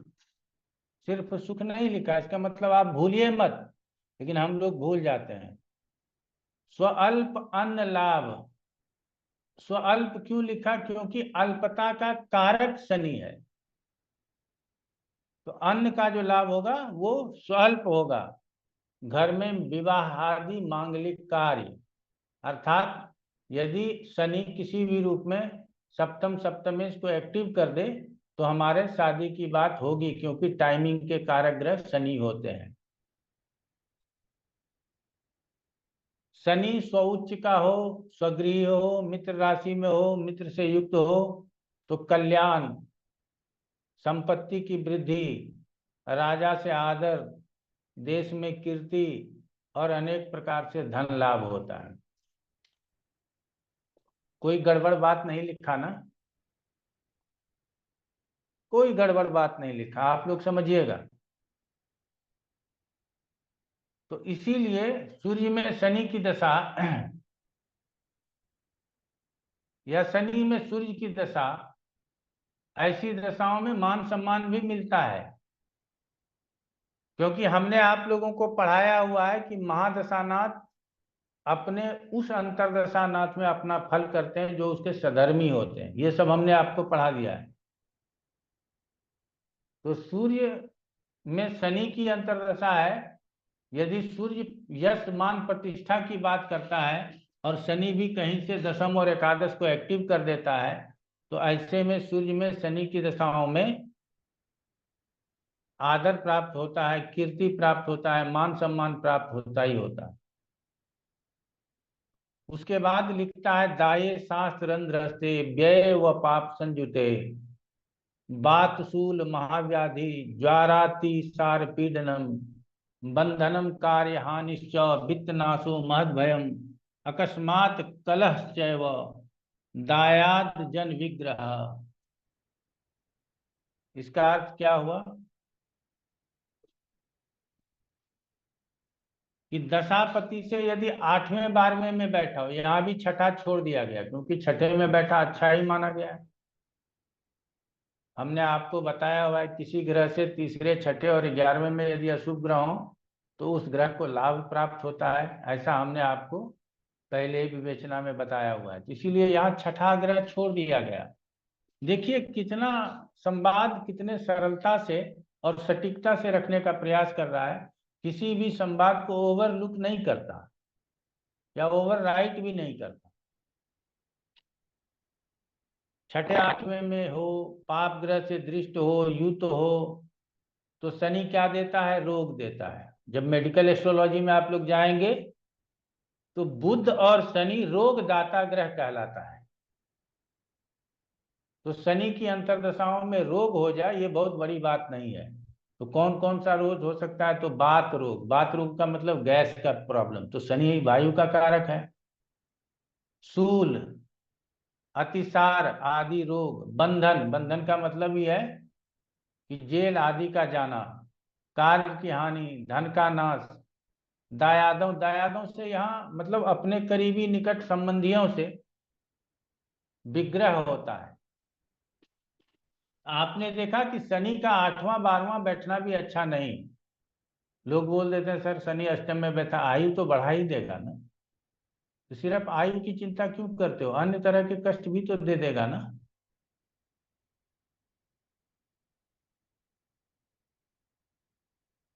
रोग भी तो दे देगा ना, इसको कैसे भूल जाएं। 12वें में बैठा है तो रोग भी दे देगा, बंधन भी दे सकता है ना, तो इसको भूलने की जरूरत नहीं है। अब आगे लिखता है कि मुक्ता मुक्त्यादौ मित्र हानि श्यान मध्य किंचित सुखावहम अंते क्लेश करम चैव नीचे तेषाम तथैव च। अंतरदशा के प्रारंभ में, कब, जब ये क्षमा चाहेंगे 8वें 12वें में बैठा हो तब। अंतरदशा के प्रारंभ में मित्रों की हानि, मध्य में कुछ अच्छा फल भी कर जाएगा। किंचित शुभम सुखावहम लिखा हुआ है, तो कहा जाता है कि अगर 8वें 12वें में बैठा है तो दशा के मध्य में कुछ अच्छा फल कर सकता है, लेकिन अंत में फिर कलेश ही करेगा, बहुत अच्छा नहीं रहेगा। और नीच अवस्था में हो 8वें 12वें में, तो उसका भी इसी तरह का फल समझना चाहिए। माता पिता से वियोग, भ्रमण होता है, द्वितीय सप्तमेश की दशा में अपमृत्यु का भय होता है। इसके शांति के लिए कृष्णा, गौ, महिषी, छाग का दान, महामृत्युंजय का जप आदि बताया गया है। यहाँ तक आप लोगों के समझ में आ गया। अब सूर्य की दशा में बुध के अंतरदशा का फल, तो बुध बहुत करीब रहने वाला है। सूर्य बुध को सम मानता है, बुध तो सूर्य को मित्र मानता है। क्या इन बातों का ध्यान रखा गया है? नहीं रखा जाता। किन बातों का ध्यान रखा जाता है? तो वही साधारणम विशिष्टम च दशानाम द्विविधम फल, दशानाम द्विविधम फलम ग्रहानाम च स्वभावेन स्थान स्थिति वसेन च। तो क्या कहा जाता है? सूर्य की दशा में बुध की अंतर्दशा हो, बुध लग्न से केंद्र त्रिकोण में हो, तो राज्य का लाभ, उत्साह, स्त्री पुत्र आदि का सुख। स्त्री पुत्र आदि का सुख हमेशा क्यों लिखा गया है? क्योंकि अगर हमारी अच्छी दशा होगी तो हम घर में ही तो सुखी होंगे ना, अपने बाल बच्चे के साथ ही तो सुखी होंगे ना। तो इसीलिए जो भी अच्छी दशाएं लिखी गई हैं उस सब में स्त्री पुत्र का सुख बताया गया, अगर पीड़ा है तो स्त्री पुत्र का दुख बताया गया है। इसका मतलब है कि सबसे पहले हमारा अपना फैमिली है, अपना छोटा परिवार है, उसको लेकर के आगे बढ़ने की बात है। महाराज की कृपा, वाहन, वस्त्र, आभूषण, पुण्य तीर्थ, गौ आदि धन का लाभ होता है। आगे लिखता है बुध यदि भाग्येश लाभेश से युक्त हो लाभकारक होता है। नवम पंचम दशम स्थान में हो तो लोक में आदर का पात्र बनता है। सुकर्म और धर्म की वृद्धि होता है। गुरु और देवता की भक्ति करता है। धन धान की वृद्धि होता है। अगर सप्तम के साथ संबंध हो जाए तो शादी भी कराता है। पंचम के साथ संबंध हो तो पुत्र का जन्म भी करा सकता है। तो यहाँ बुध यदि अच्छे स्थिति में है तो अच्छे फलों को करेगा। यह स्थान के अनुसार अगर अच्छा फल करेगा तो सबसे पहले हम सपरिवार सुखी रहेंगे, परिवार में शांति का वातावरण रहेगा। उसके बाद अन्य लोग, जब बुध है तो गुरु, धर्म, भाग्य, मंत्र, पुस्तक लेखन, पाठन, मंत्र साधना, ये सब तो आएगा ही उसके अंतर्गत, तो इन सब का लाभ मिलेगा। दशापति से यदि त्रिकोण आदि शुभ स्थान में हो तो यज्ञ का, विवाह का, दान का, धर्म अनुष्ठान का, अपने नाम सहित पद्यों में कीर्ति यश का, अर्थात आपने अपने नाम से कोई किताब लिखा, कोई कविता लिखा, कोई लेख लिखा, उससे आपका कीर्ति बढ़ा। यश बढ़ा, अच्छे भोजन प्राप्त हो, अच्छे वस्त्र प्राप्त हो, आभूषण प्राप्त हो और इंद्र के समान सुखी हो। तो इंद्र के समान सुखी हो जाना, आप समझ सकते हैं कितनी बड़ी बात लिख दिया गया। आगे लिखता है बुध यदि दशापति से छठे, आठवें, 12वें में हो, तब यहाँ बुध को शुभ ग्रह मान लिया, इसीलिए छठा आ गया। हमने हमेशा कहा है कि बुध को बहुत अशुभ मान करके नहीं चलना है, इसीलिए यहाँ छठे की चर्चा आ गई। तो छठे, आठवें, 12वें स्थान में हो, नीच राशि में हो, तो देह में कष्ट, मन में संताप, स्त्री पुत्र को कष्ट। ये देखते हैं ना, स्त्री पुत्र को कष्ट हर जगह लिखा गया है। क्यों? तो आपको कष्ट होगा तो आपके परिवारजनों को कष्ट होगा। आरंभ में कष्ट, मध्य में कुछ सुख और अंत में राज का भय। इसका मतलब है कि पूरी दशा छठे, आठवें, 12वें में होकर के भी खराब नहीं जाएगा, मध्य में कुछ न कुछ रिजल्ट आ जाएगा। तो ये सब छोटी छोटी बातें थोड़ी बहुत याद रखने की जरूरत है कि शनि और बुध में ये लिखा गया है कि आरंभ में कष्ट और अंत में कष्ट, बीच में थोड़ा अच्छा रहेगा, क्योंकि पूरा दशा ही कष्ट में गुजर गया तो बड़ा कष्ट हो जाएगा, बहुत परेशानी हो जाएगी। इसीलिए इस बात को ध्यान में रखना है। और बुध चूंकि तृतीयेश भी होता है, इसीलिए देश देशांतर का भ्रमण भी लिखा है। आठवें, 12वें में चला जाए तो देश देशांतर का भ्रमण भी करा सकता है। 8वें और 12वें से समुद्र पार की यात्रा, विदेश की यात्रा भी देखते हैं। द्वितीयेश या सप्तमेश हो तो देह पीड़ा, ज्वर, रोग, तो आरोग्यता के लिए क्या करना है? विष्णु सहस्त्र नाम का पाठ करना है, अन्न का दान करना है, चांदी की प्रतिमा बना करके दान करना है। तो चांदी की प्रतिमा किसकी बनाएंगे? तो बुद्ध की बनाएंगे, नहीं विष्णु भगवान की बनाएंगे। ठीक है, ये दान बताया गया है।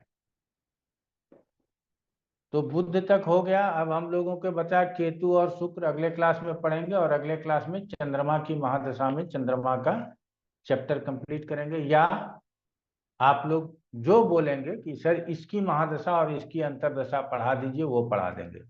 सारा जो है ना साइक्लो स्टाइल में चलेगा, इसी तरह से अब सारा चलेगा। तो ये बीच का जो आप लोगों के पास 8 दिन का वक्त मिला, इस 8 दिनों में आप पढ़ करके देखिएगा कि हमने जो कहा एक जैसा मिल रहा है या नहीं। हम 252 नंबर पेज से शुरू किए, नहीं 250 नंबर पेज से शुरू किए हैं और 256 नंबर पेज तक पढ़ाए हैं। अभी रवि की में केतु की अंतर्दशा 256 में ही है। 256 से आगे बढ़ते हुए क्रम में आप पढ़ करके देखिएगा, आपको लगेगा कि सब जगह शायद एक जैसा ही लिखा हुआ है। तो आपके समझ में आ जाएगा कि महादशा और अंतर्दशा को कैसे समझना है। चंद्रभान जी बताइए क्या प्रश्न है? गुरुजी प्रणाम। प्रणाम। गुरुजी एक चीज होती है कि जब महादशा की स्थिति भी देखनी होगी ना, क्योंकि महादशा किस स्थिति में है इसमें उसका वर्णन नहीं हो पाया। ये वो अंतर्दशा का देखना फल बता रहा है। महादशा से डायरेक्ट फल नहीं आता, हमको हमेशा अंतर्दशा से डायरेक्ट फल आता है। जी। गुरुजी एक चीज और पूछनी थी। बोलिए बोलिए। आ, जब अंतरदशा लग्न से तो 6, 8, 12 में हो और दशानपति मतलब महादशा से केंद्र में हो, तो इसमें सामंजस्य कैसे करेंगे? इसमें मिश्रित फल देगा, आप संतुष्ट नहीं रहेंगे लेकिन कार्य संतुष्ट रहेगा। तो अगर वह लग्न से 6, 8, 12 में है तो हम संतुष्ट नहीं होंगे। जी हाँ। और कार्य संपन्न हो जाएगा हमारा। जी हाँ। ठीक है, धन्यवाद गुरु जी। भारतीय अनेजा। गुरुजी मेरा भी प्रश्न कुछ इसी तरह से ही था।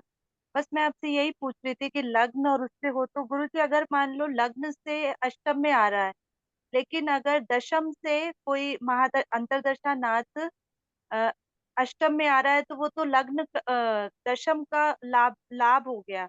हमने एक बार एक पत्रिका डिस्कस करी थी, तो आपने कहा था कि मंगल की दशा में प्रमोशन मिलेगा, चेंज मिलेगा, ऐसा आपने बताया था। तो यानी कि हम ये मान सकते हैं कि उनको प्रमोशन वगैरह मिला, लेकिन हेल्थ पॉइंट ऑफ व्यू से अच्छा नहीं हुआ क्योंकि मंगल अष्टम में हो गया। जी हाँ, ये मान सकते हैं, स्वास्थ्य के दृष्टिकोण से अच्छा नहीं हुआ, कोई ऑपरेशन हो गया, कोई चोट चपेट लग गया, ये सब संभव है, ठीक है ना। पर गुरुजी अगर उसके साथ शुभ शुभ ग्रह हो या शुभ ग्रह की दृष्टि हो, तब हम उसके प्रभाव को थोड़ा कम मान सकते हैं। थोड़ा सा प्रभाव कम हो जाएगा, थोड़ा सा, बहुत कम होगा ऐसा नहीं कहेंगे। तो फिर पर देखेंगे दोनों से ही, कि हम लग्न से भी बिल्कुल देखेंगे स्थिति और उससे भी देखेंगे। बिल्कुल। ठीक ठीक है। सजन भौमिक, हरे कृष्ण। गुरुजी दूसरा कोई प्रश्न पूछ सकते हैं पूछिए आज ना के क्या। विषय के छोड़ के? हाँ जी, तो दान हम किस भाव से देखेंगे? हमको दान मिले या हम किसी को दान करें, तो हम किस भाव नवम से भाव से देखेंगे? देखें। नवम भाव से देखेंगे। जी हाँ। और गुरुजी कोई लाइसेंस वगैरह हमको मिले, फूड सप्लाई या ऐसा कुछ लाइसेंस हमको कैसे मिले, तो हम किस भाव से देखेंगे? दसम भाव से देखेंगे। अच्छा अच्छा। और पिछले दिन आपसे एक प्रश्न पूछा था कि बिग इंडस्ट्री, आपने बोला कि पंचम भाव से देखेंगे। इसका कुछ कोई विश्लेषण, क्या क्यों हम पंचम भाव से देखेंगे ये उसको? सप्तम से एकादश है इसीलिए, और पूर्वार्जित कर्मों का भाव है। आप बड़े व्यवसायी तभी हो सकेंगे जब आपके पिछले जन्मों का कर्म बहुत अच्छा रहा हो, तभी यहाँ आकर के आप बड़े व्यवसायी हो सकते हैं, नहीं तो रगड़ के जीवन जीने वाला बहुत बड़े बड़े विद्वान हमने देखे हैं। Okay okay. और गुरुजी ये तो प्रश्नों का उत्तर हो गया। और हम लोग अंतर्दशा से प्रत्यंतर दशा को भी देखेंगे ना? जैसे अंतर्दशा पढ़ाया वैसे प्रत्यंतर दशा है, आप लोग स्वयं पढ़ेंगे और ज्ञान प्राप्त करेंगे। नहीं अच्छा तो अच्छा। अभी एक साल और चल जाएगा कोर्स, नहीं, समझ और जाए। हमने जो और उसमें जितना चीज दे दिया है ना सारा, अब आप जो पढ़ेंगे वो आपके समझ में आएगा, सबसे बड़ी बात तो ये दे दिया आप लोगों को। वो तो जरूर, लेकिन हम चाहते हैं कि हमने जो सीखा है अभी तक, एक्सपेक्टेड टाइम निकालने के लिए वो 2-3 पत्रिका आप हम लोगों को डिटेल्स में प्रैक्टिकल में दिखा दीजिए, तो हम लोगों के प्रयास लिए करेंगे 2-3 पत्रिका ले आएंगे, बाकी आप लोग प्रैक्टिकल क्लास में जाएंगे। हम तो बीच बीच में पत्रिका लाते ही रहे हैं, आपके क्लास में तो कई एक पत्रिकाओं का चर्चा कर चुके हैं, हमको लगता है 25 पत्रिकाओं का चर्चा कर चुके हैं। ठीक है, लेकिन एक्सपेक्टेड टाइम के निकलने के लिए जो आपने अभी तक बोला है उसके ऊपर से कुछ हम लोगों को दिखा देंगे, तो ऐसे ऐसे निकलना चाहिए, तो हमारा ज्यादा चलिए एक्सपीरियंस बिल्कुल हो जाएगा। बिल्कुल ठीक है जी। अनुराधा जी आप बताइए। गुरुजी, जैसे दशांतर दशा में मान लीजिए हम किसी पत्रिका में दशा ना देख, वो एक्टिव है, दशा ना है, अंतरदशा प्रत्यंतर, और हमको दिख रहा है कि कोई विवाह होगा या संतान होगी, किंतु वो होता नहीं है, तो हम कहाँ गलती कर रहे हैं अंतरदशानाथ और प्रत्यंतर दशानाथ में? इसका मतलब है कि भाव पीड़ित है, अंतर प्रत्यंतर दशानाथ से गलती नहीं हो रहा है। गुरुजी भाव पीड़ित भी नहीं है तो क्या है, जैसे किसी का रिश्ता होते होते टूट जा रहा है, दिख रहा है कि इस तो फिर आप 7वें की जगह 5वें को भी देखें ना। अच्छा रिश्ता होते गुरुजी, होते टूट जा रहा है तो 7वें की जगह 5वें को भी देखें। गुरुजी चंद्रमा से भी देखा हम समझ हमने गए बात को। जी, तो ये बहुत प्रॉब्लम हो रही है। एक बच्चे की कुंडली आई हमारे पास, आप वो दिखा विवाह तक दीजिएगा, मतलब बात पहुंचती है और वो छूट जाती है। कोई कहीं बात नहीं, लड़की देख मना कर देती है, कहीं पिताजी मना कर देते हैं। कोई बात नहीं, देख लेंगे जी, थैंक यू गुरुजी। निरुपमा मिश्रा जी। प्रणाम गुरुजी। प्रणाम। गुरुजी, दशा के संबंध में इसमें लघु पराशरी देख रही थी मैं, उसमें संबंधी और सधर्मी ग्रहों के बारे में लिखा है, तो इसका हम उपयोग कैसे करते हैं अंतरदशा या दशा का हमने रिजल्ट सधर्मी बताने ग्रहों में? का सधर्मी का उपयोग बता दिया है। संबंधियों से कोई लेना देना नहीं है, संबंधी और सधर्मी हम एक ही को मान करके चलते हैं। अच्छा जी गुरुजी, ठीक है। तो उसी को आप लोग सधर्मी जिस तरह से मैंने पढ़ाया है, अगर जी उसको लेकर के आगे बढ़ेंगे तो आप ज्यादा अच्छा गेन कर पाएंगे। ठीक है जी गुरुजी। नरेश कुमार जी। सर मेरी रिक्वेस्ट थी, क्या हम एक कुंडली लगा सकते हैं एक क्वेश्चन के लिए सिर्फ? आज रहने दीजिए, आज सुबह से ही क्लास गुरुजी में भी है। प्रश्न कुछ और भी है। एक प्रश्न सर बाकी है मेरा। आज आज अगले क्लास में ले लेंगे। आज सर क्या जी। है कि सुबह से क्लास ही ले रहे हैं, ये चौथा क्लास है। जी सर। सर एक क्वेश्चन है मेरा। जी उमरानिया जी बोलिए। सर मीन लग्न की पत्रिका है, फोर्थ स्थान में शनि है और नवम स्थान में राहु है। शनि में राहु की अंतर्दशा चल रही है, तो राहु की अंतर्दशा फायदा देगी या नुकसान देगी सर? वो केंद्र त्रिकोण में है तो। फायदा के साथ साथ नुकसान भी दे सकता है, क्योंकि दशा षडाष्टक की है। आपने सर बोला इसीलिए लग्न से। हमने कहा है, लेकिन लग्न से और सप्तम से विशेष रूप से देखें, लेकिन उसके बावजूद भी दोनों क्या है, दोनों अशुभ ग्रह है। समझ गए, दोनों मीन लग्नों के लिए अनुकूल नहीं है, बिल्कुल नहीं है। और दोनों षडाष्टक में जाकर के बैठा है, इसीलिए सावधानी से इस दशा को निकालें। अच्छा सर, ऐसा भी हो सकता है धन स्थान का स्वामी धन स्थान के स्वामी यानी धन स्थान के स्वामी और नवम स्थान दोनों का स्वामी एक ही है, मंगल, और वो मंगल के घर में ही राहु बैठा है, तो धन का भी लॉस या प्रॉफिट हो सकता है। जी हाँ सर, धन का लॉस प्रॉफिट करा सकता है। और भाग्य स्थान में तो भाग्य की कुछ उन्नति या परिवर्तन करा सकता है। इसी सब विषयों को लेकर के आपको सजगता से निकालिए, दशा निकल जाएगा।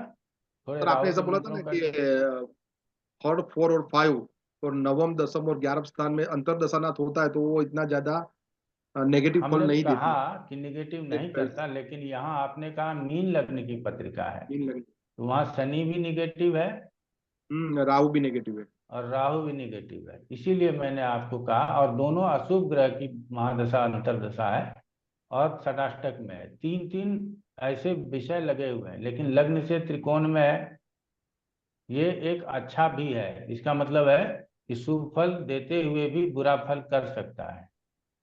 सर इसमें गोचर के जो अंतर्दशानाथ महादशानाथ उससे भी प्रिडिक्ट कर सकते हैं। उसको भी देखना जरूरी है। अगर गोचर में षडाष्टक हो गया तो और परिणाम खराब हो जाएगा। क्योंकि गोचर में 12 स्थान में शनि है और लग्न में तो अभी राहु आया हो ना, मीन राशि में। तो ठीक ही है, कोई दिक्कत नहीं। तो गुरुजी यहाँ पे ये शनि भी लगन को देख रहा है, राहु भी लगन को देख रहा है और दोनों अशुभ हैं, तो ये हेल्थ वाइज प्रॉब्लम दे सकते हैं ना? मैं भी। जी नरेश कुमार जी, अब क्या प्रश्न है आपका?